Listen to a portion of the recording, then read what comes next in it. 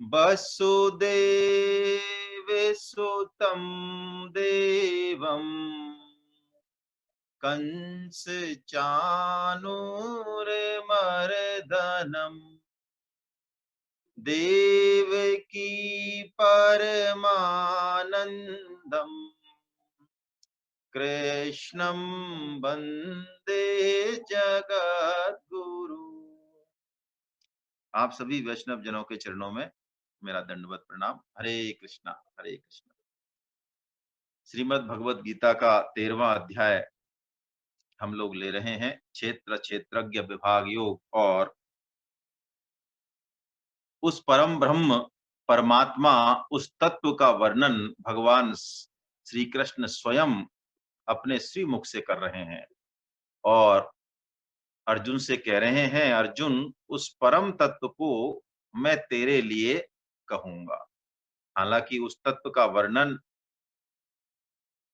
मन और वाणी से किया जाना लगभग असंभव है, लेकिन भगवान कोशिश कर रहे हैं अपने श्रीमुख से कहने की। और कल हमने इस प्रकरण को जब शुरू किया तो एक बात हमने बहुत अच्छे से समझी थी कि परमात्म तत्व में दो विरोधी गुण एक साथ घटित होते हैं। इस बात को बुद्धि बिल्कुल ही स्वीकार करने के लिए तैयार नहीं है, लेकिन परमात्म तत्व में बात ही कुछ ऐसी है। कई उदाहरण हमने लिए, भगवान 13.13 से लेके और 13.17 तक इन सब चीजों पे चर्चा करेंगे।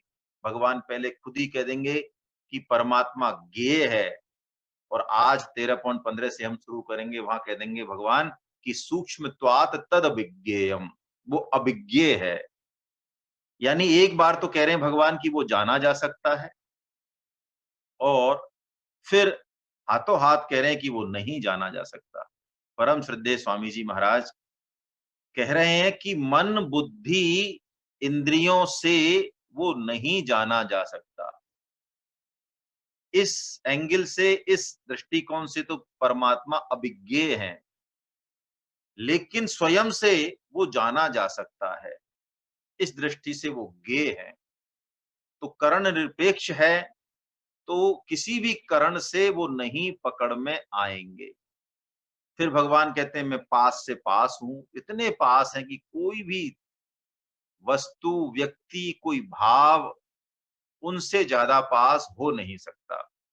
और दूर इतने हैं, उनकी सत्ता, उनकी व्यापकता हजारों लाखों करोड़ों सालों तक प्रकाश भी अपनी गति से चले तब भी वो उनकी सीमा को छू नहीं पाता, वो इतने भी दूर है। बाहर भी हैं, अंदर भी हैं, भगवान अविभक्त भी हैं, विभक्त भी हैं। यानी ऐसा लगता है कि परमात्मा कण कण में है, लेकिन हम प्राणियों को देखें तो ऐसा लगता है कि परमात्मा अलग अलग है। हम क्षेत्रज्ञ हैं, हर कोई अपना अपना क्षेत्रज्ञ है। ऐसा हमको लगता है कि वही चेतन तत्व जैसे कि मानो अलग अलग व्यापक रूप से है। अब देखिए, इस हम शुरू करें उससे पहले कुछ और चीज समझ लें, क्योंकि ये तत्व थोड़ा कठिन है। ज्यादा हम कठिनता में नहीं जाएंगे, भगवान जितना कह रहे हैं उतना ही, उसके तो बहुत विराट मायने हैं, जितनी हमारी बुद्धि पकड़ेगी उतने ही हम समझने की कोशिश करेंगे।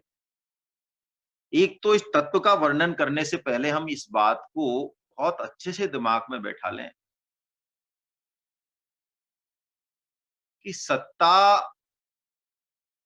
का वर्णन संभव नहीं। इसीलिए वेदों में उस तत्व को नेति नेति कहा गया।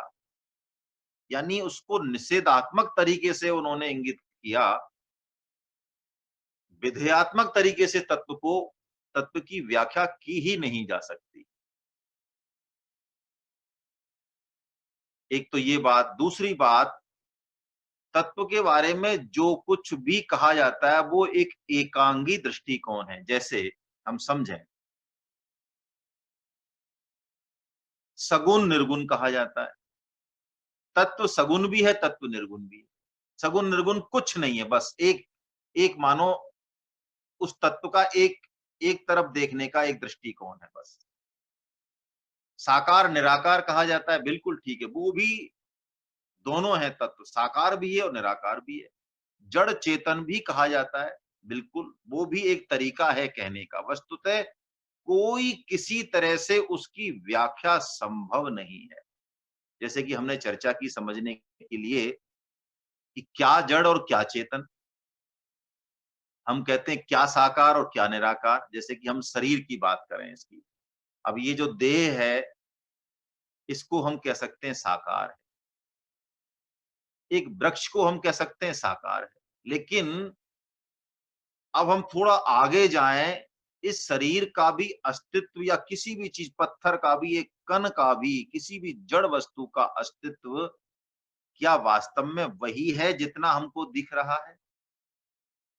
क्या हजारों लाखों करोड़ों मील दूर कोई वस्तु है, कोई उससे वो प्रभावित हो रही है, नहीं हो रही? जैसे कि हमने चर्चा की, ये शरीर सूर्य चंद्रमा से पूरी तरह से जुड़ा हुआ है। वृक्ष भी, कण भी, हर चीज प्रकृति में, ये जो गुरुत्वाकर्षण का नियम है, लाखों करोड़ों मील होगी तो भी वो अपना प्रभाव उस पर डालेगी, चाहे नगण्य डाले वो अलग बात है।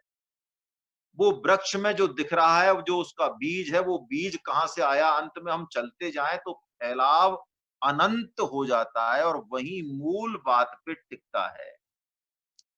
मूल सबके वो सत्ता जो है, वो भगवान श्री कृष्ण वहीं पे टिकता है। व्यवहार में सीमा जरूरी है, लेकिन ये अनंत जड़ चेतन, इसलिए तुलसीदास जी महाराज कहते हैं, जो चेतन ही जड़ करही और जड़ ही करही चेतन, अस समर्थ रघुनायक ही, भजे ही जेहि तन भजे।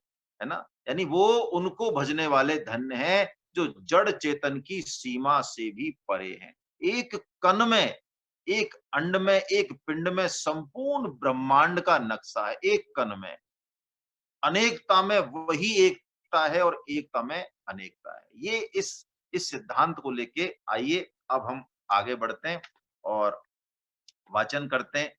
कल 14वें श्लोक का चर्चा हो गई थी, जिसमें भगवान ने कहा कि वो इंद्रियों, सभी इंद्रियां हैं उनके पास, लेकिन वो इंद्रियों से रहित भी हैं, वो असक्त भी हैं, लेकिन फिर भी सबका भरण पोषण करने वाले हैं। ऐसा भगवान ने अपने बारे में बताया। कल हमारी चर्चा भी हुई थी कि भक्त इसी बात को मानकर भगवान को कुछ भी अर्पण करता है। भावग्राही जनार्दना, वो अर्पण करने का भाव भक्त में आ गया तो भगवान में ग्रहण करने का भाव आ जाता है। और ज्ञानी भगवान को ऐसा मानता है कि नहीं, भगवान तो सर्वव्यापक है, वो कोई ऐसे शरीर में आकार लेके थोड़ी कोई कोई चीज ग्रहण करेंगे, कोई पत्रम पुष्पम फलम तोयम, तो भगवान उसके लिए परम ब्रह्म निराकार रूप में भी है। ये हमारा भाव है, ये हमारा दृष्टिकोण है। उस तत्व में तो सभी मत और संप्रदाय जाके जो है डूब जाते हैं। तो आइए अब भगवान श्री कृष्ण हमें 15वें श्लोक का दिग्दर्शन करा रहे हैं। हम उसका वाचन करते हैं। बहिरन्तश्च भूतानाम् अचरं चरमेव च सूक्ष्मत्वात्तद्विज्ञेयम् दूरस्थं चान्तके च तत्। पढ़ दो एक बार। वह चराचर सब भूतों के बाहर भीतर परिपूर्ण है और चर अचर भी वही है और वह सूक्ष्म होने से अविज्ञेय है तथा अति समीप में और दूर से भी स्थित वही है।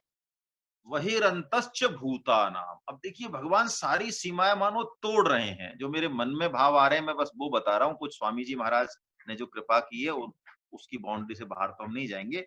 बहिरंतश्च भूतानाम, क्योंकि वो तत्व जो है ना,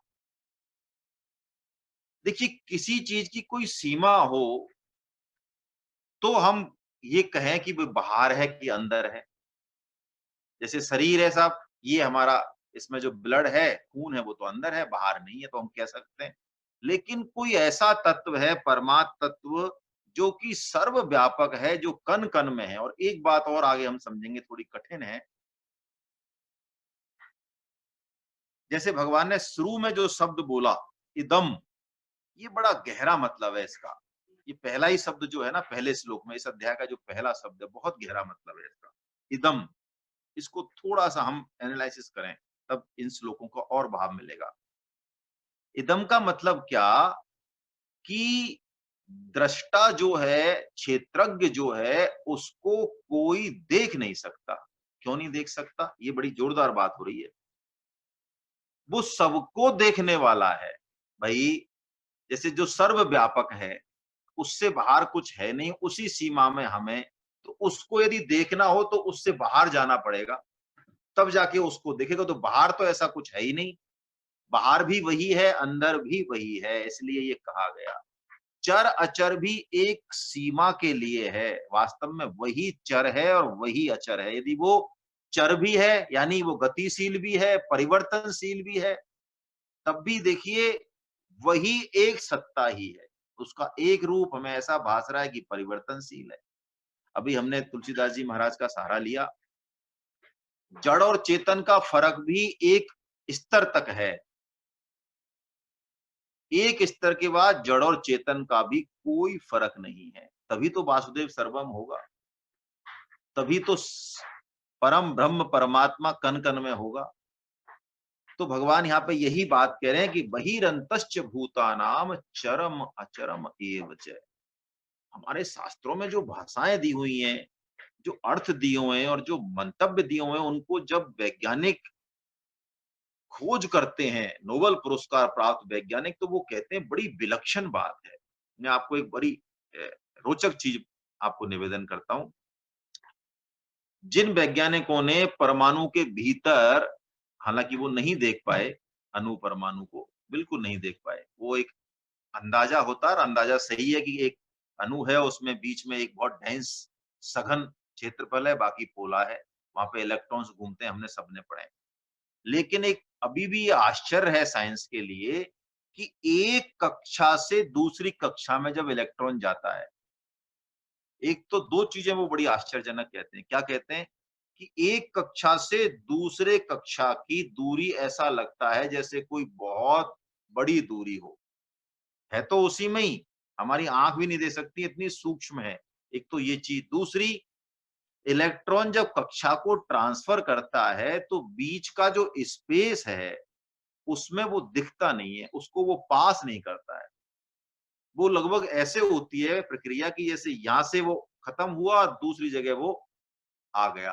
वो गति नहीं होती, उसकी गति होती है तो हमें पकड़ में नहीं आती। इसीलिए वैज्ञानिकों ने, एक हीजनबर्ग वैज्ञानिक हुए, आपने भी पढ़ा होगा भौतिक में, उन्होंने एक अनिश्चितता का सिद्धांत दिया। क्या है अनिश्चितता का सिद्धांत? कि अणु परमाणु की दो चीजें हैं, एक तो गति है और एक उसकी पोजीशनिंग है, स्थिति है। दोनों को एक साथ ठीक ठीक नहीं जान सकते। यदि गति को बहुत प्रिसाइज तरीके से जानेंगे तो स्थिति को नहीं जान पाएंगे, स्थिति को जानेंगे तो गति को नहीं जान पाएंगे। ये यही बात लगभग भगवान यहाँ पे कह रहे हैं, बहिरंतश्च भूतानाम चरम अचरम एव च। वो बहुत, क्यों ऐसा क्यों है, अब भगवान बता रहे हैं, सूक्ष्मत्वात् तद अभिज्ञेयम। अभिज्ञेय कह दिया, इसको हमने समझ लिया। भगवान कह रहे हैं वो बहुत सूक्ष्म है, हमें जो दिखने में आ रहा है इसके पीछे कई परतें हैं। जैसे कि दर्शन का एक मूलभूत सिद्धांत है कि कारण से कार्य स्थूल होता है, या कहें कि कार्य से कारण सूक्ष्म होता है। जैसे कि हमने पढ़ लिया ये 13वें अध्याय में कि ये शरीर, ये प्रकृति, ये मन बुद्धि अहंकार, ये विकृतियां हैं, यानी कार्य हैं, किसी न किसी के कार्य हैं। तो जैसे शरीर है, उसके और पीछे जाएं तो पीछे जाते जाते मन बुद्धि अहम स्वयं, अंत में वही एक सत्ता के दर्शन होते हैं। एक संत हुए, वो बड़ा एक उनका एक ही शब्द में उपदेश रहता था, बड़ा विलक्षण उपदेश था उनका। वो कुछ भी नहीं बोलते थे। कोई साधक जो जिज्ञासु होता था, गीता भागवतम में थोड़ा अंदर प्रवेश करता था, वो उनके पास जाता कि महाराज आगे की अनुभूति नहीं हो रही है, बताएं क्या करें कैसे करें। वो सिर्फ दो शब्द बोलते संस्कृत के, चरे वेति चरे वेति। इसका मतलब चलते रहो, आगे चलते रहो। क्या इसके मायने हैं? कि यदि कोई इंद्रिय स्तर पर कोई साधक रुका हुआ है, उसके लिए संसार यही है, बस खाओ पियो मौज करो, है, हालांकि ऐसा नहीं है। ये मंजिलें हैं प्यार की, ना समझ सकते ना तुम, है कहाँ शुरू कहाँ खत्म। हम ऐसी बात कर रहे हैं कि कहाँ शुरू और कहाँ खत्म, यानी कहाँ जाके मंजिल खत्म हो रही है। तो इंद्रिय स्तर पर है तो उसके लिए चरेवेती चरेवेती, यानी अब वो मानसिक स्तर पर आए। आनंद का और एक उच्च स्तर है। मानसिक है तो बौद्धिक पे आए, बौद्धिक से अहम पे आए, अहम से स्वयं का ले, यानी अल्टीमेटली उस परम आनंद को वो अनुभव करे। ऐसी बात भगवान कह रहे हैं। और दूरस्थम चांद के, वो बहुत दूर भी हैं, वो इतने दूर हैं कि कोई सीमा नहीं, और इतने पास हैं जिसकी कोई सीमा नहीं। भगवान से पास कोई नहीं हो सकता, और भगवान से दूर, स्वामी जी कहते हैं, यदि हम विमुख हैं भगवान से तो भगवान दूर से दूर है, और यदि हम सन्मुख हैं तो भगवान बहुत पास से पास हैं। और इन चीजों का अनुभव हम सिर्फ और सिर्फ मनुष्य योनि में ही कर सकते हैं। मनुष्य योनि में ही ताकत है कि इन दो विपरीत धर्मों को, इसके तत्व को, इस सूक्ष्म बात को वो अनुभव में कर ले, ग्रहण कर ले। स्वामी जी कह रहे हैं दूर होना या पास होना तीन तरीके से हो सकता है, देशकृत, कालकृत और वस्तुकृत, है ना। भाई बहुत भविष्य में है तो स्वामी जी तो कहते हैं नहीं, परमात्मा जहां है, अभी हम जैसे गीता क्लास भगवान की वाणी का श्रवण कर रहे हैं, तो भगवान की वाणी में और भगवान में कोई फर्क नहीं है, कोई फर्क नहीं है। बस हमें अनुभव नहीं है उस बात का। हम कहीं ऐसी कोई भविष्य की कल्पना मान के बैठे हैं कि कोई आएंगे और हमको दर्शन देंगे तब जाके होगा, लेकिन जो सिद्ध है वो तो भगवान का हर परिस्थिति में, हर क्षण, हर जगह, देशकृत, कालकृत, वस्तुकृत, हर वस्तु में, हर देश में, यानी हर जगह में और हर काल में उनसे परमात्मा दूर है ही नहीं। वो तो ऐसा पक्का विश्वास कर लेते हैं कि नहीं, भगवान हैं,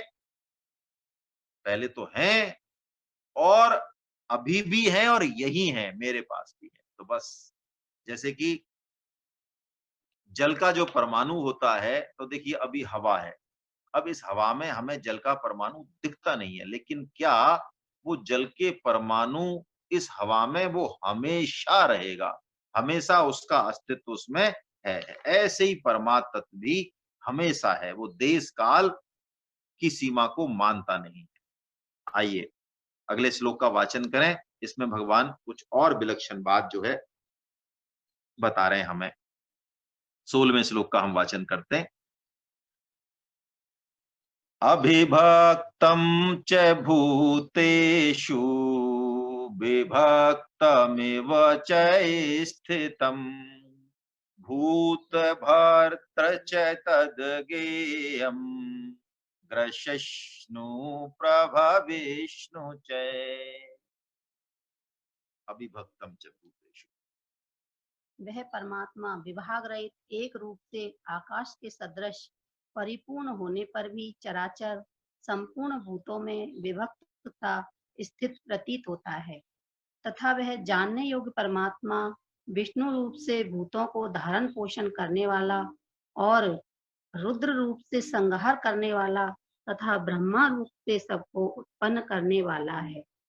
देखिए अविभक्तम च भूतेषु विभक्तम च स्थितम, भगवान कह रहे हैं अविभक्तम, यानी पहले तो हम मान लें कि सत्ता अविभक्त है।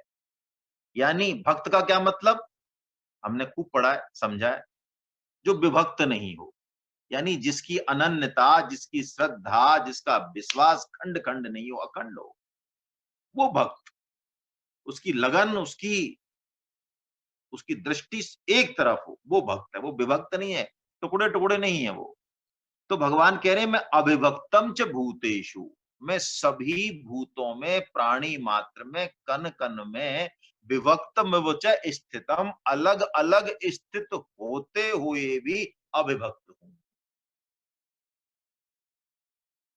पहली चर्चा हो चुकी है कि बुद्धि से बहुत मुश्किल है पकड़ना, लेकिन परम श्रद्धेय स्वामी जी महाराज कुछ चीजों को सरल करते हैं। वो उदाहरण देते हैं बड़ा अच्छा,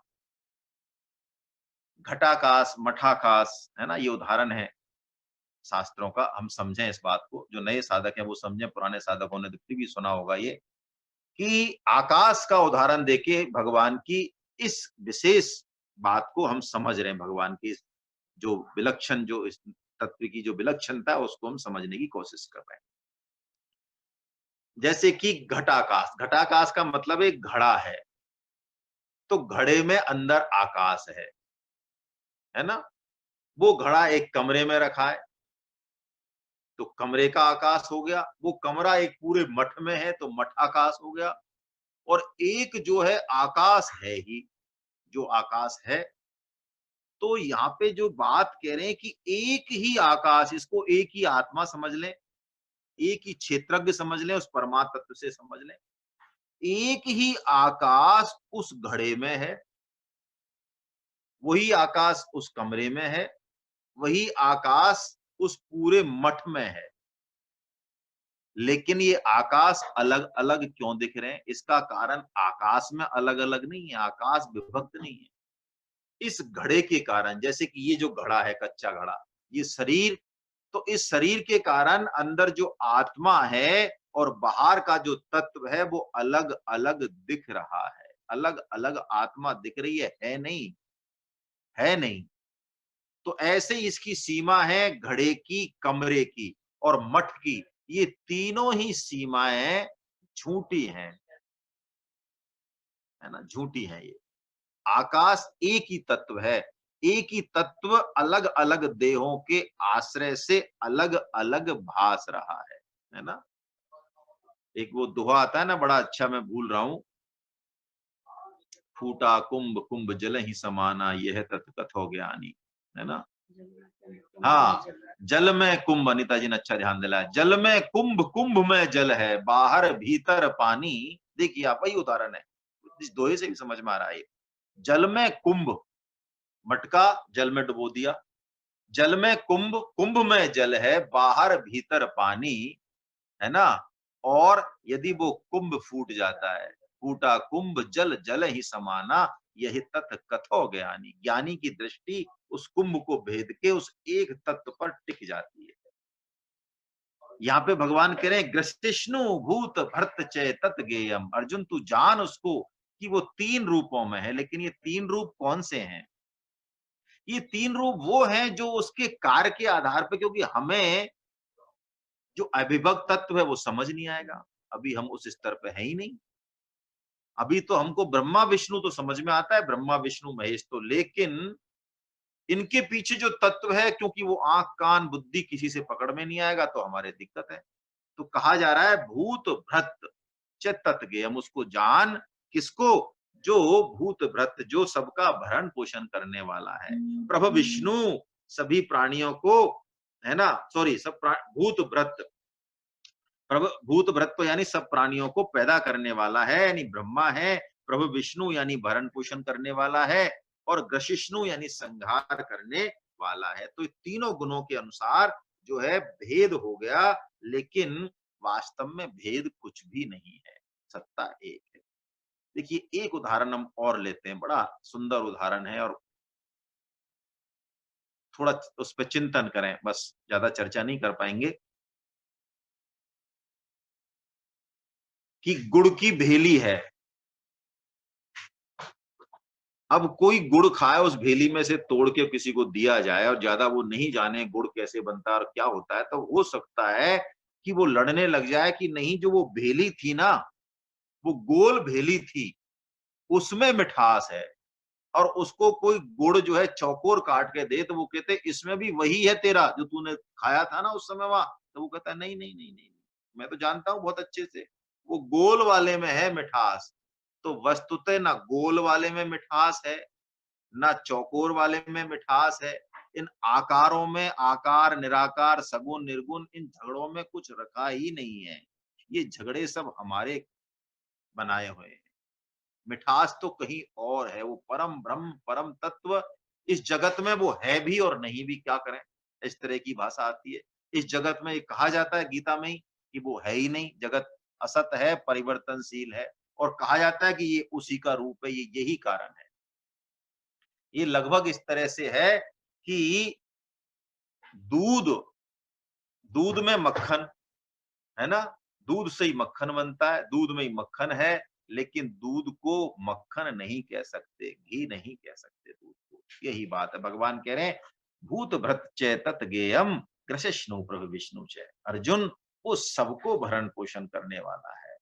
तो तू किसकी भी उपासना कर, ब्रह्मा की कर, विष्णु की कर, शिव की कर, तत्व की उपासना तो एक ही हो रही है। और वो विभक्त चाहे दिख रहा हो, कार्य के गुणों के हिसाब से चाहे भेद दिख रहा हो, तत्व तो वो एक ही है ना? कैसी बढ़िया बात जो है कही भगवान ने।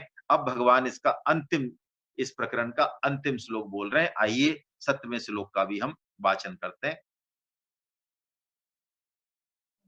ज्योतिषामपि तज्ज्योतिस्तमसै परमुच्यते। परमुच्यते, परम उच्यते बोल गया मैं, शुद्ध तो परमुच्यते। ज्ञानम ज्ञेयम ज्ञानगम्यम हृदि सर्वस्य विष्ठितम्। ज्योतिषाम अपि तज्ज्योतिम, वो समस्त ज्योतियों का ज्योति है, तत् ज्योति परम ब्रह्म। तमसः परम उच्यते, अंधकार से तो वो बिल्कुल परे है। ज्ञानम ज्ञेयम ज्ञान गम्यम, वो ज्ञान स्वरूप ही है, वो ज्ञेयम है, जानने योग्य है, और तत्व ज्ञान से प्राप्त होने वाला है। भगवान इसलिए बार बार प्रहार कर रहे हैं अर्जुन के ऊपर अलग अलग तरीके से, कि तू कैसे भी तेरी चेतना जागृत हो जाए और उस तत्व का तेरे को अनुभव हो जाए। और वो सबके हृदय में विशेष रूप से स्थित है। देखिए ये श्लोक कुछ और विलक्षण है कई मायनों में। ज्योतिषाम अपि तज्ज्योति, कई जो निर्गुण निराकार के पथिक होते हैं उनको ये श्लोक जमता है, कोई बात नहीं, गीता को कोई समस्या नहीं है। और समग्र दृष्टिकोण यदि किसी भक्त का है तो उसको भी कोई समस्या नहीं होनी चाहिए। ज्योतिषाम अपि तज्ज्योतिम, वो कहते हैं संपूर्ण जगत एक ऊर्जा ही है। गलत नहीं कहते हैं वो, गलत नहीं कहते हैं, बिल्कुल सही कहते हैं। लेकिन इस ऊर्जा के पीछे एक बहुत विलक्षण ऊर्जा है। वही बात भगवान कह रहे हैं। सूर्य चंद्रमा से की विलक्षणता देख के ही हमारा साइंस और हमारा नेत्र, हमारा मन बुद्धि चकरा रहे हैं। लेकिन भगवान तो कहते हैं यदा आदित्य गतम तेजो जगत भाषते अखिलम यच्चंद्रमसि यच्चाग्नो तत्तेजो विद्धि मामकम। 15.12 में भगवान कहेंगे ये बात कि अर्जुन, अगले 15.12 जब हम लेंगे कि सूर्य चंद्रमा और अग्नि में जो तेज है अर्जुन, वो भी मेरा है। और जब अपना वर्णन करते हैं भगवान, यानी भगवान और भगवान का धाम एक ही बात है, भगवान और भगवान का नाम भी एक ही बात है। न तद भाषते सूर्यो न शशांको न पावका। 15.6 में भी भगवान ये घोषणा करते हैं कि अर्जुन, जो लोक है मेरा, जो धाम है, उसको कोई सूर्य और चंद्रमा के प्रकाश की जरूरत नहीं है। वो तो प्रकाश स्वरूप ही है, वो तो ज्ञान स्वरूप ही है। हाँ, हमको विषयों का ज्ञान इंद्रियों से होगा, इंद्रियों का ज्ञान मन से होगा, मन को ज्ञान बुद्धि से होगा, बुद्धि को अहम से होगा, अहम को आत्मा से होगा, और आत्मा को परमात्मा से होगा। यश भाषा सर्वमिदं विभाति सचराचरम। तुलसीदास जी महाराज की शरण लें, बड़ी अच्छी बात तुलसीदास जी महाराज इन सब चीजों को सरल तरीके से समझाते हैं। गोसाई जी महाराज, जगत प्रकाश प्रकाशक राम, मायाधीश ज्ञान गुण धाम, सब कर परम प्रकाशक जोई, राम अनादि अबधपति सोई, विषय करन सुर जीव समेता, सकल एक ते एक सचेता। हमारी जो इंद्रियां, मन, बुद्धि, ये सब में जो प्रकाश आ रहा है, इसका मूल वही परम पिता परमात्मा है, वही है। वो भगवान यही बात कह रहे हैं, ज्योतिषाम अपि तज्ज्योति। और देखिए इसमें थोड़ी बुद्धि को परेशान करने वाली बात करें थोड़ी सी, तो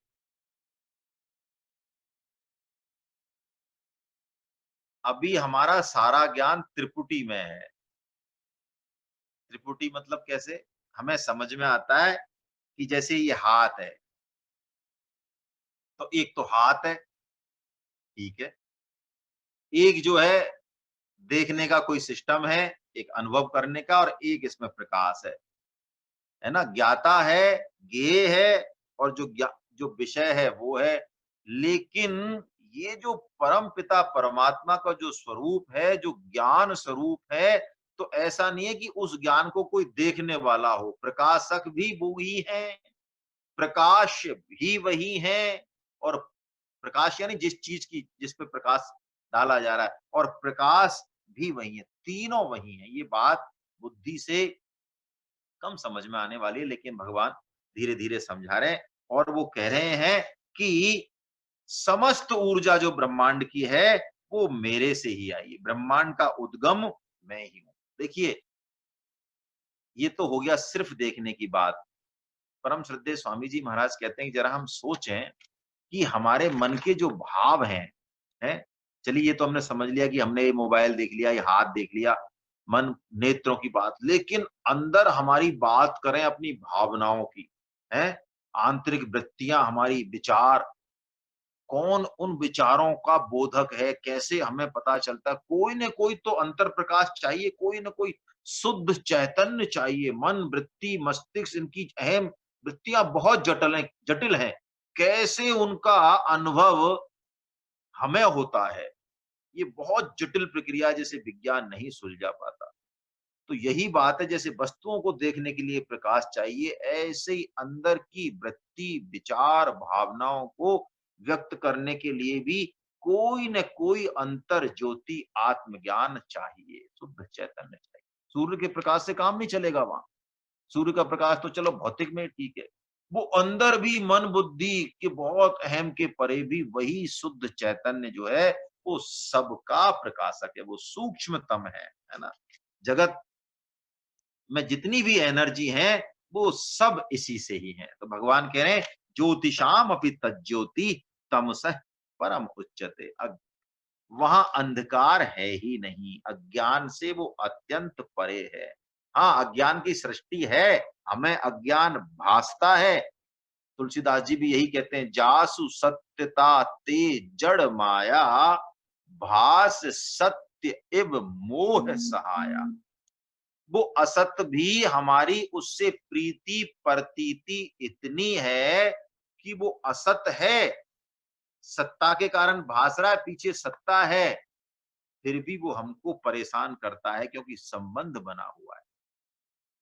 जैसे कि सपने में हम राजा बन जाएं तो आनंद आता है, सुख मिलता है, और भिखारी हो जाए, कोई हमको मारे पीटे, कोई बात हो, दुख होता है।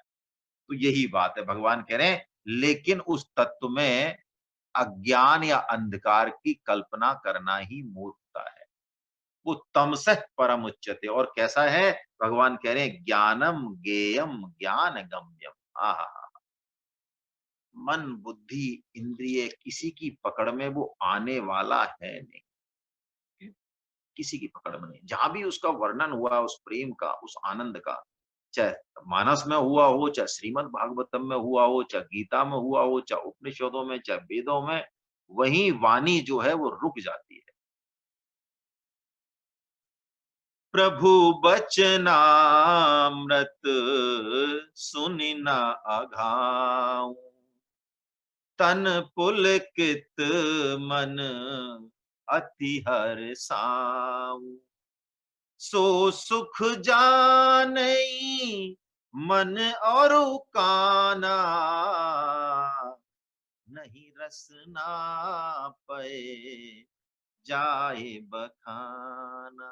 उस परम आनंद की भी बात हो रही है, और लौकिक आनंद की भी बात हो रही है, ऐसा मान लो आप। आपको कोई ऐसी चीज मिल जाए जैसे गूंगे का गुड़, तो मन जानता है कैसा था स्वाद, है, और रसना जानती है, पर ओ सॉरी, हाँ, रसना जानती है, लेकिन कहे कैसे उसको? प्रभु शोभा सुख जानहि नैना, कहीं किम सकही तिनहि नहीं बैना। यानी आंख देखती है तो आंख ही जाने, मन जाने, किसी और चीज से उसका संभव नहीं है। भौतिक पदार्थों की जब ये हालत है, उनका वर्णन ही संभव नहीं है, तो इस भौतिक पदार्थों से परे जो वो तत्व है, उसका कैसे? वो तो आत्मज्ञान स्वरूप है। वो तो स्वयं ही दृष्टा है, स्वयं ही साक्षी है, सत चित आनंद स्वरूप है। उसको कोई प्रकाशित नहीं कर सकता कि देख ले, आत्मा देख ले उस तत्व को, आत्मा अलग और वो देख ले। नहीं, वो तो डूब के ही जाना जाता है। कोई और तरीका है ही नहीं। इदम इदम है ही नहीं, वो इदम नहीं है, वो तो अनुभव गम्य है। उपनिषदों में आया है, बड़ा प्यारा एक श्लोक है जो करीब करीब यही बात कहता है, इसलिए मैं आपको निवेदन कर रहा हूं। मुंडको उपनिषद में भी है, कठोपनिषद में भी एक ही यही श्लोक, उसी परम तत्व की बात हो रही है जो भगवान श्री कृष्ण हमें कह रहे हैं। न तत्र सूर्यो भाति न चंद्र तारकम नेमा विद्वतो भान्ति कुतो यमग्निः तमेव भान्तमनुभाति सर्वम् तस्य भासा सर्वमिदं विभाति। वही बात है कि उस तत्व से तो सूर्य चंद्रमा अग्नि सब जो है प्रकाशित हो रहे हैं। उस परम ज्योति को, उस अंतर प्रकाश को कौन प्रकाशित कर सकता है और कैसे वो किसी प्रकाश में जाना जा सकता है? वो तो खुद ही सच्चिदानंद घन स्वरूप है, ज्ञान स्वरूप है। उसको तो ऐसा विलक्षण तत्व है वो। हमें चाहे दिखे अलग अलग, जैसे कि लाइट में बच्चे से पूछो, अच्छा ये जो बल्ब जल रहा है इसमें, हाँ इसमें बिजली अलग है, और इसमें ट्यूबलाइट में, हाँ इसमें अलग, और पंखे में, हाँ उसमें अलग है। लेकिन बिजली तो तीनों में एक ही तत्व है, बिजली का।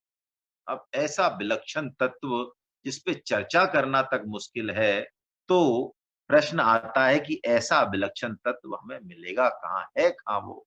तो कहते हैं भगवान हृदय सर्वस्य विष्टितम। अरे कन कन में है, लेकिन तेरे हृदय में तो वो विशेष रूप से बैठा हुआ है। कहीं बाहर जाने की जरूरत नहीं है। यदि दृष्टि बाहर कर ली तो बस फिर हाथ नहीं आएगा। जंगल जंगल ढूंढ रहा है मृग अपनी कस्तूरी। और कितना मुश्किल है तय करना खुद से खुद की दूरी। देखिए कैसा विलक्षण जो है शेर है। वो हृदय सर्वस्व विष्टितम है, लेकिन इसी हृदय में जहां हमारा निवास है, धड़कन है, भाव है, हमारा ही है, जानते हैं, उसमें एक तत्व पे हमारा साक्षात्कार नहीं हो रहा है। मानो चश्मा जो है सिर पे लगा हुआ, ढूंढ रहे हैं दुनिया। कबीर जी महाराज कितनी बढ़िया बात कहते हैं। अच्छा भजन है, ले लेते हैं दोबारा। पानी बिच मीन पियासी मोहे सुन सुन आवे आसी हो। पानी बिच मीन पियासी मोहे सुन सुन आवे हासी। कबीर जी ने चोट की कर्म कांड पे। क्यों? श्रेयो ही ज्ञानम अभ्यासात, हमने पढ़ा ना 12.11 में। कर्म कांड करते जाए हम, कर्म कांड बुरा नहीं है, लेकिन बिना ज्ञान के, बिना उस दृष्टि के। इसलिए कबीर जी कहते हैं, आत्म ज्ञान बिना सब सूना, क्या मथुरा क्या काशी। और घर में बसत धर्यो नहीं सूझे, बाहर खोजन जासी।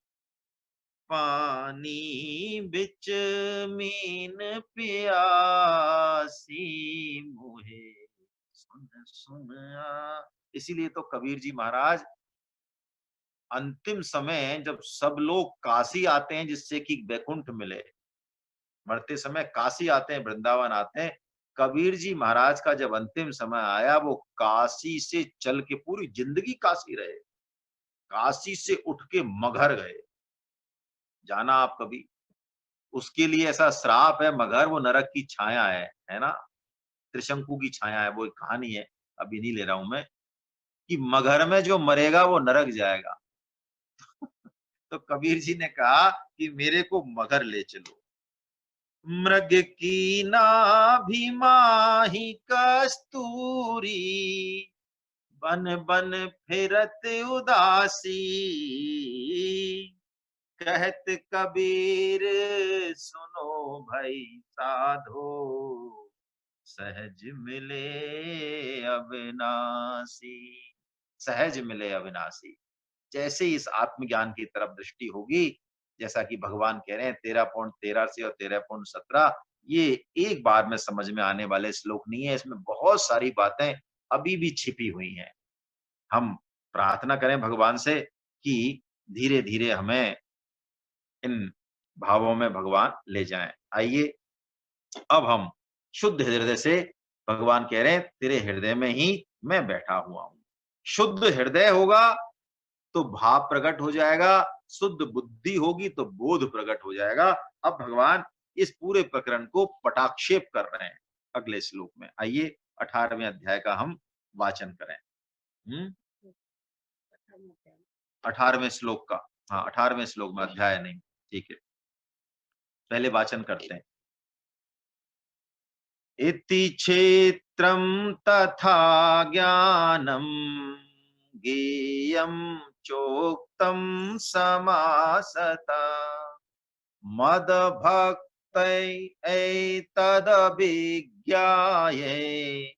मदभावायोपपद्यते।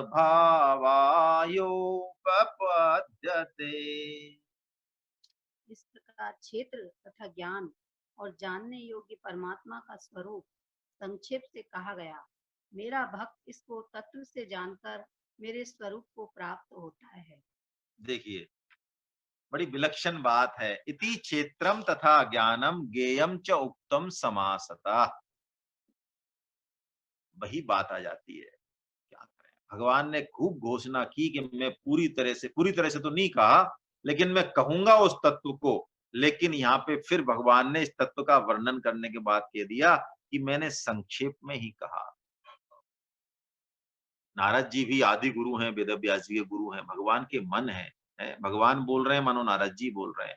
नारद जी जब नारद भक्ति सूत्र में वर्णन करते हैं इस प्रेम का, इस भक्ति का, इस तत्व का, जो स्थिति भगवान श्री कृष्ण के साथ है, वही की वही स्थिति हाँ, वही की वही स्थिति जो है नारद जी की भी हो जाती है। नारद जी भक्ति का वर्णन कर रहे हैं, वो वृत्तांत ले रहे हैं, तो कह रहे हैं मैं बताता हूं भक्ति का स्वरूप।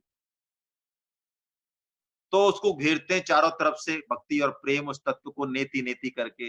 वो कहते हैं गुण रहितम। आप पढ़े नारद भक्ति सूत्र, बिल्कुल छोटे छोटे सूत्र हैं, लेकिन क्या छुपा हुआ है, अद्भुत चीज छुपी हुई है। वो कहते हैं गुण रहितम, कामना रहितम। अब बोला गुण रहितम कामना रहितम, बोला समझ में आया, कुछ कह रहे हैं। आगे बोला अनुभव स्वरूपाच, नहीं कह पाए। गुण रहितम बोल दिया, कामना रहितम कुछ दृष्टिकोण बताया, फिर कह दिया अनुभव स्वरूपाच। कई लक्षण बताए भक्ति के। फिर नारद जी लास्ट में क्या कहते हैं, अनिर्वचनीया प्रेम स्वरूपाच। ये लो, इस सर्वोत्कृष्ट वर्णन माना जाता है नारद जी का, नारद भक्ति सूत्र का। वहां पे नारद जी क्या कह रहे हैं कि ये तत्व जो है ये अनिर्वचनीय है, यानी ये शब्दों से कहा नहीं जा सकता। अनुभव स्वरूप सिर्फ जो है संकेत किया जा सकता है। जैसे कि हमने चर्चा की थी पहले, थोड़ा सा और समझ लें, कुछ नए साधक जुड़ते हैं, इसलिए मैं उनके चरणों में निवेदन करता हूं कि तत्व का संपूर्ण शास्त्र, चाहे कोई शास्त्रों, देखिए ऐसा उसमें नहीं रहे कि हम वेद पढ़ते हैं, हम गीता पढ़ते हैं, ये सर्वोच्च है, कोई उपनिषद पढ़ता हो, कोई रामायण पढ़ता हो, कोई महाभारत पढ़ता हो, वो नीचा है। नहीं, कोई नीचा ऊंचा है ही नहीं। है। वेद आधार है, प्रकाशक है, ये हमने चर्चा की है, लेकिन वही बात सभी शास्त्रों में है। तो तत्व का वर्णन किसी भी शास्त्र में संभव है ही नहीं। तो क्या है फिर शास्त्रों में, और क्या है? उसी के बारे में तो बोला जा रहा है। हाँ, उसी के बारे में ही बोला जा रहा है। तत्व के अलावा और कुछ है ही नहीं बोलने के लिए।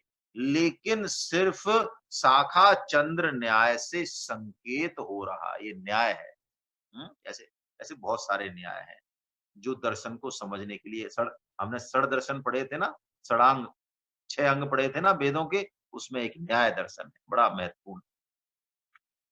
तो शाखा चंद्र न्याय क्या है?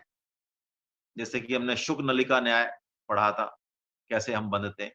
शाखा चंद्र न्याय ऐसा है, न्याय शास्त्र में आता है कि कोई व्यक्ति किसी आश्रम में आता है और वो उसने कभी चंद्रमा नहीं देखा होता है। होगा कोई व्हाट्सएप, फेसबुक का, कोई कंप्यूटर, लैपटॉप का मरीज होगा, कोई 18, 20, 25 साल तक, संभव है। तो उसने कहा साहब चंद्रमा कैसा होता है? कि साहब उसमें तो बड़ा शीतल, आपकी जो बुद्धि खराब हो गई है ना बिल्कुल ही, इसमें तंतु-वंतु सब निर्जीव हो गए हैं। आप चंद्रमा की और उसमें रोशनी में आप सोइए, आपके जीवित हो उठेंगे तंतु, आपको प्राण प्रकट हो जाएँगे, वो संगीत प्रकट हो जाएगा जीवन का। अच्छा, तो कैसा है चंद्रमा? तो उन्होंने कहा देखो मैं दिखाई देता हूँ तुमको कैसा है। अच्छा बताना। तो जहाँ से वो बैठे थे, तो चंद्रमा जो दिख रहा था, तो वो नीम का पेड़ था उधर, तो नीम की एक डाली तो ऊपर जा रही थी और एक नीचे जा रही थी। तो उन्होंने कहा वो डाली दिख रही है मोटी सी? हाँ दिख रही है। उसके ऊपर एक बड़ी डाली है कि? हाँ वो भी दिख रही है। अच्छा, तो इन दोनों के बीच में से जो दिख रहा है, हाँ, अब बताओ हमारे जैसा मूर्ख यदि इस वर्णन को पढ़े चंद्रमा को, तो वो डाली, पत्ते, आश्रम और इन पर इनके गाने गाता रहेगा पूरी जिंदगी। मैं चंद्रमा के बारे में वर्णन करता हूँ। क्या वर्णन करता हूँ? पत्ते हरे होते हैं, पेड़ पर पत्ते लगते हैं, डाली होती है। चंद्रमा का वर्णन तो हो ही नहीं रहा है। तो शाखा चंद्र न्याय, देखिए बहुत ये हँसने की भी बात है, लेकिन ये बहुत महत्वपूर्ण बात है।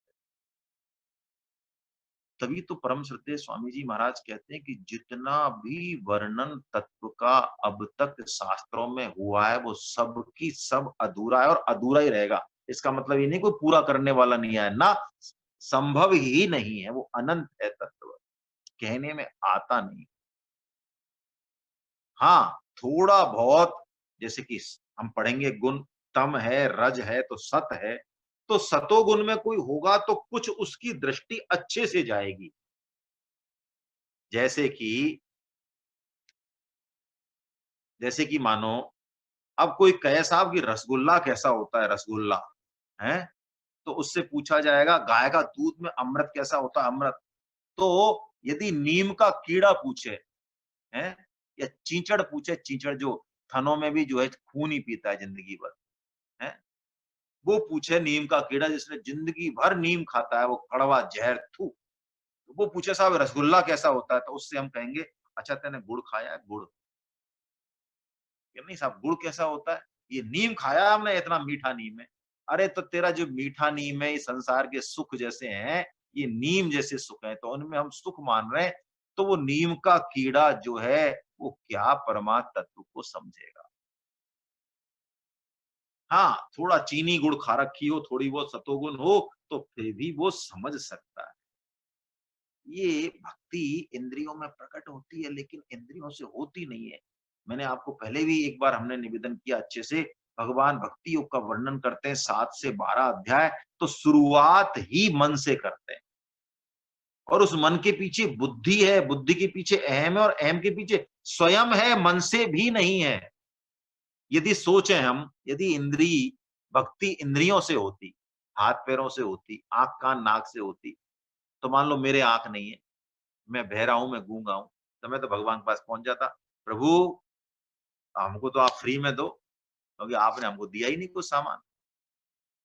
कई किससे करें हम? हमारे पास हम गूंगे, हम तो बहरे हैं, हम तो अंधे हैं, लेकिन नहीं, भक्ति तो स्वयं से होती है। उसी के बारे में भगवान कह रहे हैं, इति क्षेत्रम तथा ज्ञानम ज्ञेयम च उक्तम समासता, मैंने मद भक्त एतद विज्ञा है। आहा, इसको कोई जान ले, इस बात को समझ ले, फंसे नहीं फालतू, उसी एक ही तत्व का वर्णन है। देखिए, चाहे वेद हो, चाहे उपनिषद हो, वेदों में भी श्री कृष्ण एव परो देवा ऐसा वर्णन आया है।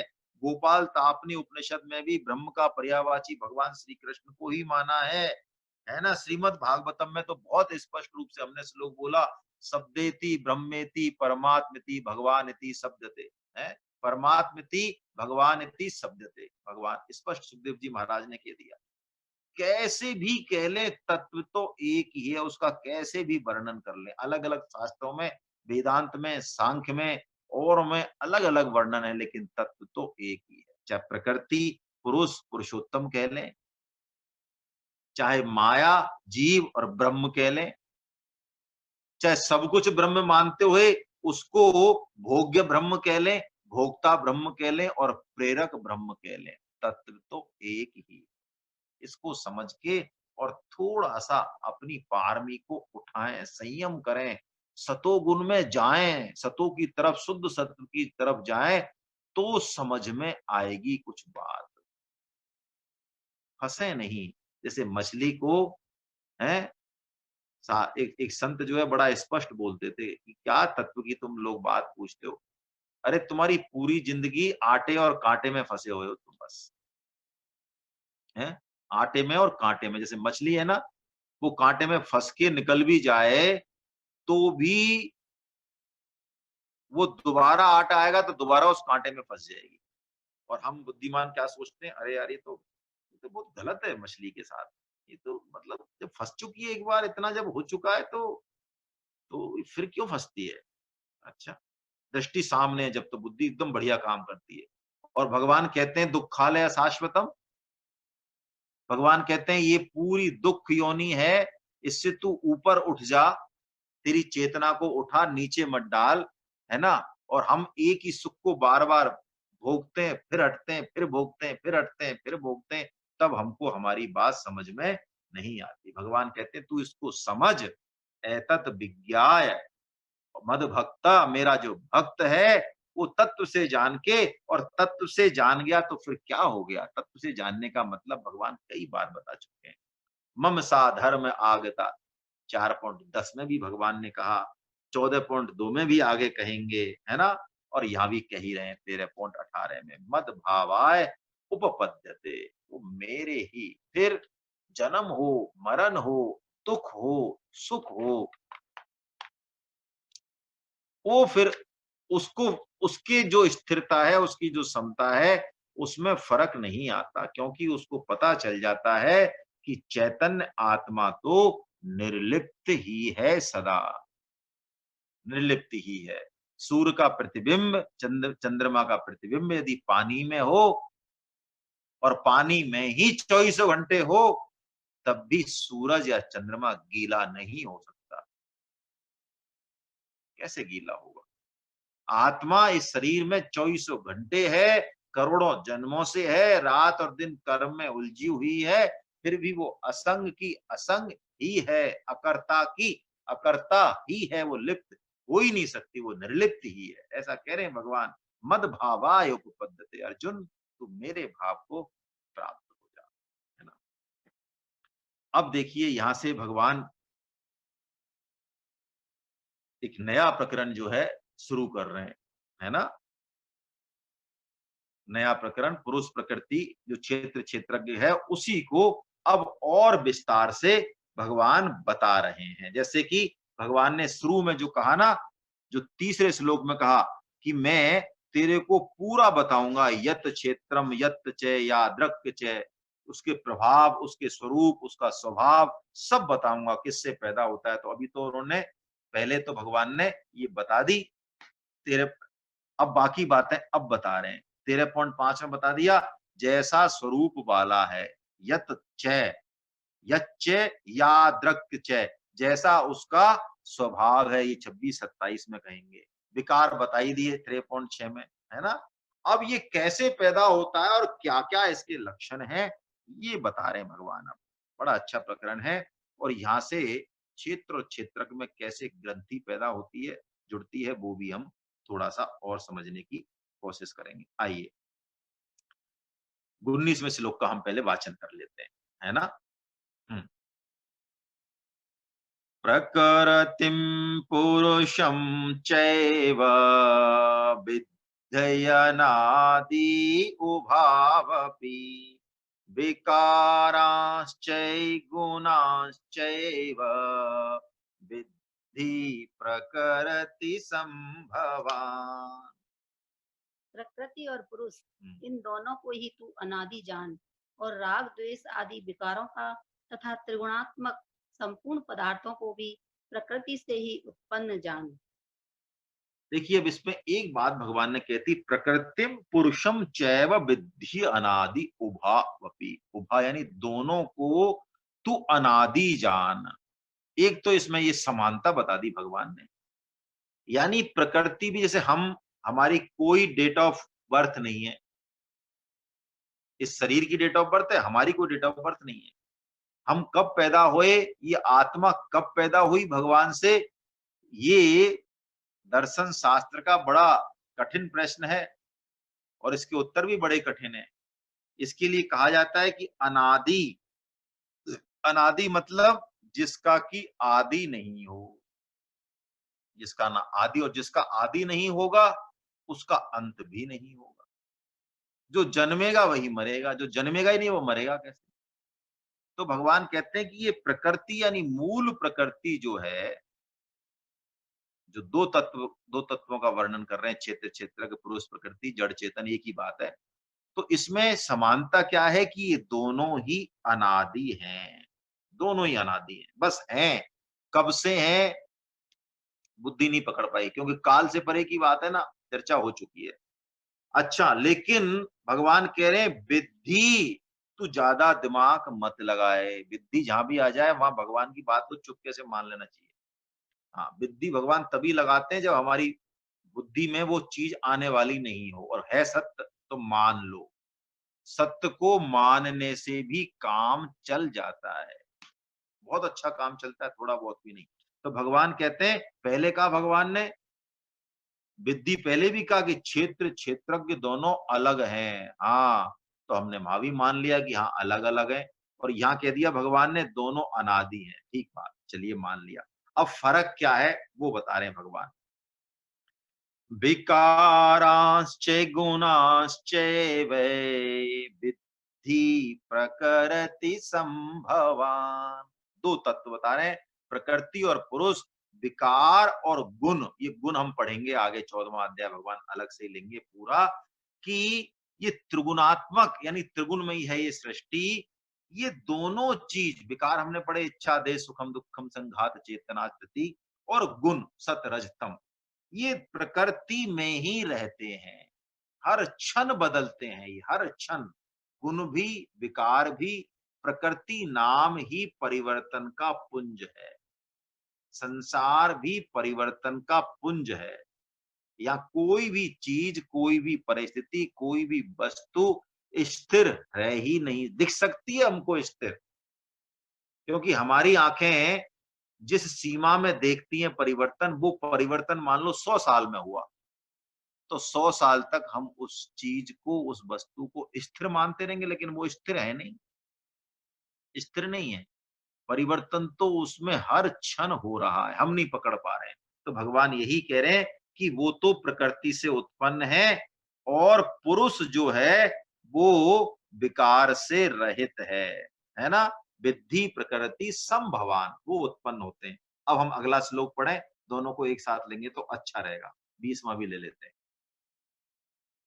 कार्यकरण कर्तृत्वे हेतु प्रकृतिरुच्यते पुरुषे सुख दुःखानां भोक्तृत्वे हेतुरुच्यते। हाँ हाँ। कार्य और करण को उत्पन्न करने में हेतु प्रकृति कही जाती है, और जीवात्मा सुख दुखों के भोक्तापन में अर्थात भोगने में हेतु कहा जाता है। देखो भगवान क्या कह रहे हैं, कार्य करण, कार्य कहा गया, स्वामी जी महाराज समझा रहे हैं, 5 महाभूतों को और 5 विषयों को, ये संपूर्ण संसार कार्य है। करण जिनसे ये जाना जाता है, कर्मेंद्रियां, ज्ञानेंद्रियां और 3 अंतःकरण, 13 करण हो गए। हमने पहले भी चर्चा की है, इस संक्षेप में ले 13 करण, मन, बुद्धि, अहंकार और 5 कर्मेंद्रियां और 5 ज्ञानेंद्रियां। इन्हीं से संसार में हम भोग भोगते हैं, इन्हीं से ही संसार को हम जानते हैं। संसार के वास्तविक तत्व को नहीं जानते हम, है ना, इन्हीं कारणों से हम जानते हैं। तो भगवान कह रहे हैं जितनी भी क्रिया होती है, कार्य करण कर्तव्य हेतु प्रकृति रुच्यते, इसके में प्रकृति हेतु यानी प्रकृति स्वयं क्रियाशील है, इसलिए इन सब में नित्य निरंतर परिवर्तन हो रहा है, इनमें हो रहा है। और एक तत्व है जिसमें नहीं हो रहा है, वो पुरुष कह रहे हैं भगवान उसको। फिर ये पुरुष फंसा कैसे? कई बार हम सुन चुके हैं कि प्रकृति से ये संबंध मान लेता है। तो प्रकृति से संबंध मानने के कारण जितने भी अंश से संबंध माने, समष्टि से मान ले जाए तो बात अलग है, समष्टि से नहीं मानता। कामना आसक्ति क्षुद्र होती है हमेशा। हम कभी ये नहीं कहते कि मैं सारे जगत से प्रेम करूं ना, है, वो क्षुद्र होती है। हो सकती है बहुत बड़ी हो, लेकिन बड़ी होने के बाद ही वो क्षुद्र ही होती है। ये मेरा है इतना बड़ा, ये 50 किलोमीटर का जो एरिया, ये जमीन मेरी है, तो वो क्षुद्रता होती है। तो प्रकृति के जिस अंश से संबंध मानता है, उसमें जो क्रिया होती है, उसमें जो परिवर्तन होता है, उसमें जो सुख दुख कुछ नहीं होता, परिवर्तन होता है। उससे संबंध मानने के कारण सुख दुख पुरुष में होता है। भगवान यही बात कह रहे हैं कि पुरुषै सुख दुखा नाम भोक्तृत्व हेतु उच्यते, क्योंकि ये कर्तापन और भोक्तापन एक ही सिक्के के दो पहलू हैं, ऐसा समझ लें। कर्तापन होगा तो भोक्तापन आ जाएगा, भोक्तापन होगा तो कर्तापन आ जाएगा, कोई एक ही बात है। कर्तापन छोड़ दिया भोक्तापन चला जाएगा, भोक्तापन छोड़ दिया कर्तापन चला जाएगा। तो भगवान कह रहे हैं इस भोक्तापन के कारण, क्योंकि जीव इसको अपना, प्रकृति को, घर को, संसार को, संबंधों का मालिक समझता है अपने आप को, इतने को अपना स्वामी समझता है, इनके सुख दुख से वो खुद सुखी दुख होता है। तो इस संबंध के कारण, गलत संबंध के कारण सुख दुख का भोक्ता वो पुरुष बन जाता है। भाई प्रकृति में तो नाश हो, चाहे चाहे सृजन हो, प्रकृति में सुख दुख नहीं होता कुछ भी। बद्रीनाथ जी घटना हो, फूल खिले, फूल नष्ट हो जाए, नदी सूख जाए, नदी में बाढ़ आ जाए, नदी जो है अन्न उपजा दे, बहुत कुछ कर दे, कुछ भी कर दे, वो सब क्रिया है प्रकृति की। उसमें अच्छा बुरा भी कुछ नहीं है, उसमें सुख दुख भी कुछ नहीं है। लेकिन हमने उसको अपना ले मान लिया, इस चक्कर में हम फंस गए।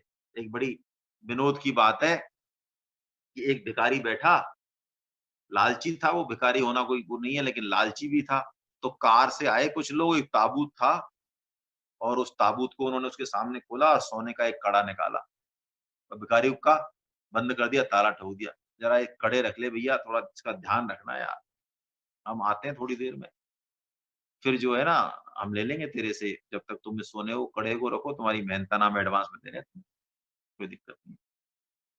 अब भिखारी के दिमाग में लालच आ गया कि यार इन्होंने एक कड़ा तो अभी निकाल दिया इसमें से, इसका मतलब, और उठा के देखा तो बड़ा भारी था, बहुत भारी था, उसमें थी लाश, इनका हत्या करके उसको। तो पुलिस आई सुराग लगाते लगाते, तो पुलिस ने उस ताबूत को देख के पूछा भैया किसका है? अब वो सच बोल दे तो पार पड़ जाए, लेकिन उसने कहा हाँ हमारा ही है ना? अब हमारा है तो बस अब जवाब दो, फिर ये क्या है बीमारी, बताइए आप। तो बस ये हमारा है, इसी में ही मामला फंस गया, है ना? बहुत फर्क है देखिए। गीता शास्त्रों में जो बहुत कठिनता से जो तत्व कहा गया, उसको गीता बहुत सरल तरीके से कह देती है। ये 13.19 और 20 की जो व्याख्या है, सांख्य शास्त्र में या कहीं और देखें तो बहुत अलग तरीके से व्याख्या की गई है ना? लेकिन गीता में जो व्याख्या है, वो समझ में आने लायक है और हमारे काम वाली है। हम जगत को मिथ्या नहीं मानते। वैष्णव सिद्धांत जो है वो जगत को, परमात्मा को रूप मानता है, मिथ्या नहीं मानता। हाँ, संबंध वो भगवान से मानता है। जगत के पीछे भी सत्ता भगवान की है, ऐसा वो मानता है। प्रकृति वो मानता है 9.10 जो भगवान कहते हैं मया दक्षेण प्रकृति सूयते सचराचरम। अर्जुन, ये प्रकृति खुद कुछ नहीं कर सकती, ये मैं जो है मेरी अध्यक्षता में ये काम करती है। तो ये प्रकृति, ये जगत भी परमात्मा का एक रूप है। गीता इस समग्र रूप की चर्चा करती है ना? क्यों? गीता मानती है जगत की स्वतंत्र सत्ता सत्ता नहीं। गीता में प्रेम का, बोध का, ज्ञान का, विवेक का सभी मार्ग बताए हैं। सभी जो हमको पसंद आए वो मार्ग हम चुन लें। अब देखिए, इसमें एक बड़ी अच्छी बात है। कितना टाइम हो गया इसमें? नहीं, सही चल रही है घड़ी? क्या आ गए? 5 मिनट आ गए। चलिए, तो मैं पूरा कर ही लेता हूं उसको, है ना? थोड़ा सा सांख्य शास्त्र के हिसाब से स्वामी जी ने एक शंका उठाई है, उस पर थोड़ी चर्चा कर लें कि प्रकृति को गीता कैसा मानती है। अनादि तो कह दिया, लेकिन इसमें 2 शब्द और कहते हैं स्वामी जी ने। शंका जो जो साधक, पुराने साधक कह लें या गहरे साधक है, उनकी बात, उनके लेवल की बात है कि फिर ये शांत है या अशांत है। शांत का मतलब खत्म हो जाए, जो अनित्य हो, और अशांत यानी अनंत, जो अनित्य, जो नित्य हो। तो प्रकृति अनादि तो है, लेकिन भगवान ने इस बारे में कुछ भी नहीं कहा कि शांत है या अशांत है, यानी नित्य है प्रकृति या अनित्य है, इसके बारे में भगवान ने कहा नहीं। क्यों नहीं कहा? भगवान ज्ञान और भक्ति दोनों ही मतों को गीता में लेके चलते हैं। और जो ग्रंथ हैं उनमें ज्ञान की सर्वोच्चता हो सकती है, कहीं भक्ति की हो सकती है, कहीं। गीता में तो जब ज्ञान का वर्णन करते हैं भगवान, तो ऐसा लगता है ज्ञान ही सर्वोच्च है। जब भक्ति का वर्णन करते हैं तो ऐसा लगता है भक्ति ही सर्वोच्च है। और जब कर्म का वर्णन करते हैं तो भगवान, ऐसा लगता है ऐसे कर्म ही सर्वोच्च है। यानी खुल के भगवान का वर्णन होता है, और किसी भी पद से भगवान कहते हैं उस परम तत्व को पाया जा सकता है। तो यहाँ पे भगवान कुछ नहीं कहते। क्यों नहीं कहते? ज्ञान की दृष्टि से प्रकृति जो है वो शांत है, यानी ज्ञानी को जब अनुभव हो जाता है तो प्रकृति का लुप्त हो जाती है, यानी जगत नहीं रहता फिर उसके सामने, फिर तत्व ही रह जाता है। लेकिन यदि भगवान शांत कह दें, तो यदि जगत का लोप हो गया तो जगत तो भगवान का अवतार है। तो जगत भगवान का अवतार है, तो भक्ति में इस बात का खंडन हो जाएगा। इसलिए भगवान चुप रहते हैं, कुछ भी नहीं कहते। इस पर और चर्चा जो है 2-4 मिनट की और कर लेंगे, मेरे ख्याल से समय हो गया है। कुछ समय जो है शंका समाधान के लिए रख लेते हैं।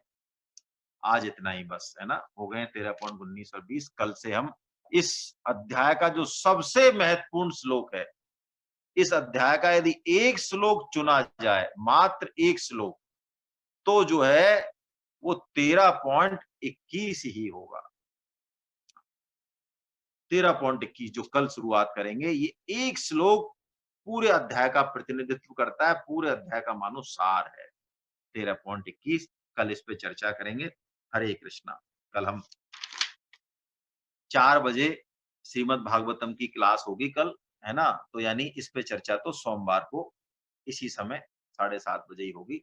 अब आप में से किसी भी भक्त के, उनसे निवेदन है, किसी की कोई प्रश्न हो, शंका हो, तो अवश्य जो है हम लोग चर्चा कर लें।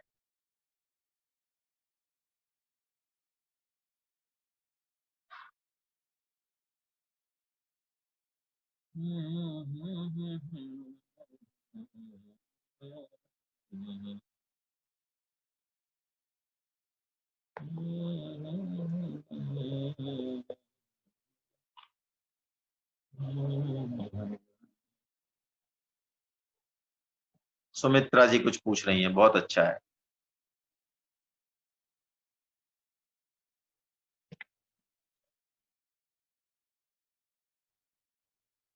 हाँ, एक सेकेंड, एक सेकेंड, ये पता नहीं क्या हो रहा है। मैं अभी करता हूँ, आपको अनम्यूट करता हूँ मैडम, है ना? हाँ, मैंने अनम्यूट कर दिया है मैडम आपको। हाँ, जी सर, जी सर। सर थोड़ा हाँ, सा टाइम तो बता दीजिए, इस क्रिया और करण, ये थोड़े समझ में नहीं आए हैं, तो ये अलग अलग नहीं समझ पा रहे हैं। क्रिया क्या होती है, करण क्या होते हैं, और थोड़ा देखो, सा। क्रिया क्रिया तो जैसे कोई भी क्रिया घट रही है तो वो तो समझ में आ रहा है कि वो तो क्रिया है ना। एक एक कर्ता होता है जो उस क्रिया को करने वाला है। हाँ, करण भी आया समझ में, करण। करण औजार है। मैं आपको बिल्कुल अब अलग तरीके से समझाता हूँ। जैसे कि एक मिस्त्री यदि काम करे, मानो प्लास्टर करना है, उसको मकान बनाना है, तो जी मकान बनाने के लिए उसको क्या चाहिएगा? जो उसको चाहिएगा, सूला, कमानी, प्लास्टर के लिए, वो करण है। तो अच्छा। ऐसे ही हमारी जो इंद्रियां हैं, आंख, कान, नाक है, मन, बुद्धि है, ये करण है ना। जी सर। ये करण जी सर, धन्यवाद। औजार है, ये हमारे, ऐसा मान लें आप। बिल्कुल यही तरीका। जी सर। और अ, किसी ने हाथ उठाया हो तो मुझे दिख भी नहीं रहा है। चलिए, कोई और पूछना चाह रहे हैं?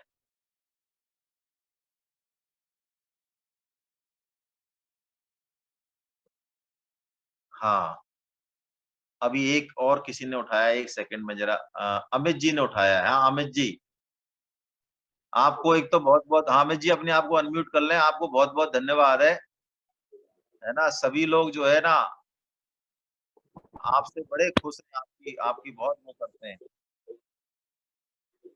सबको हरे आप जो है, कृष्ण। हरे कृष्णा बोलिए। हाँ हाँ, आवाज आ रही है ना भाई साहब? आ रही है, बोलिए। मैं बस जस्ट एक बात कहना चाह रहा था कि जैसे हमने अभी इन श्लोकों में पढ़ा कि परस्पर विरोधी चीजें आई हैं सब जगह। हाँ हाँ तो अभी एक विचार बस मेरे मन में आ रहा था कि हम जब भी कहते हैं ना कि जैसे ये चीज नहीं है और ये चीज है, तो वास्तव में तो वो चीज है ही। वो नहीं है तो सिर्फ हमारे अज्ञान की दृष्टि से ही नहीं है। जैसे आपने बिल्कुल। घड़े का उदाहरण दिया, घड़े कुएं में घड़ा है, बाहर भी जले भीतर भी जले, पर वास्तव में तो जल ही जल है।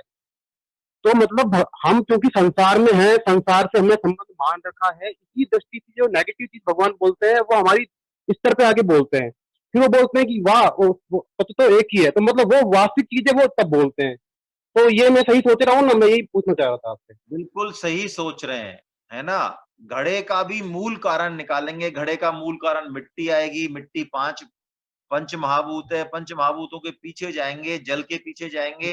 अंत में जी जल है, घड़ा है, आकाश है। इन सब का मूल तत्व तो एक ही रहा। जैसे मैंने कहा, अभी हम्म हमारी बुद्धि में जल है, घड़ा है और आकाश है।